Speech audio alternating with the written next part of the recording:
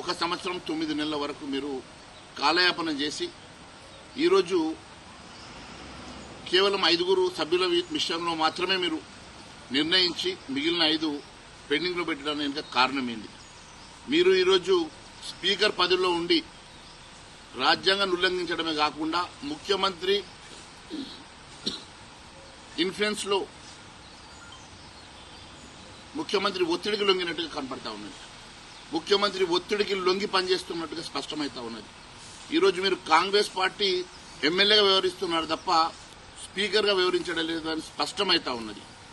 నేను కోరుతా ఉన్నాను, రాజ్యాంగాన్ని పరిరక్షించాల్సినటువంటి ప్రభుత్వం, రాజ్యాంగాన్ని పరిరక్షించాల్సినటువంటి స్పీకర్ పదవిలో ఉన్నటువంటి మీరు ఎందుకోసం అని చెప్పి ఈ రకంగా మరి రాజ్యాంగాన్ని ఉల్లంఘిస్తా ఉన్నారో సమాధానం చెప్పాలని చెప్పి కోరుతా ఉన్నాం.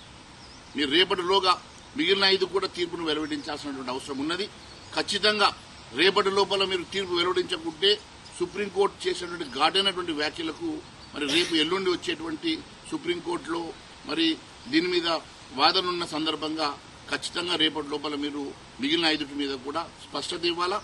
మరియు రాజ్యాంగ స్ఫూర్తిని కాపాడాల్సిన బాధ్యతలో ఉన్నటువంటి మీరు మేనిఫెస్టోలో, కాంగ్రెస్ మేనిఫెస్టో, పార్లమెంటరీ మేనిఫెస్టోలో చాలా స్పష్టంగా చెప్పారు, ఎట్టి పరిస్థితుల్లో ఈ డిఫెక్షన్ ని మేము పూర్తిగా చట్టబద్ధతలోకి తీసుకొస్తాం, దాని మీద స్పష్టంగా మరి ఒక చట్టాన్ని తీసుకొస్తామని చెప్పి ఈరోజు మీరే చట్టాన్ని ఉల్లంఘిస్తా ఉన్నారు.